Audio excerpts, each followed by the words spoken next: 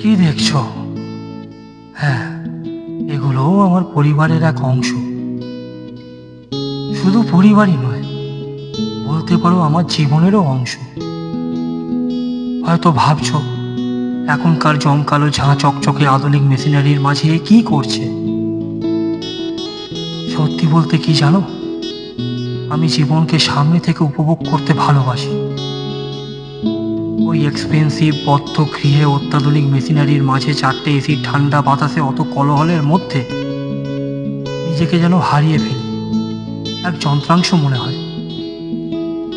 এই বেশিরভাগ সময় আমি এদের সঙ্গে একাকী সময় কাটাই।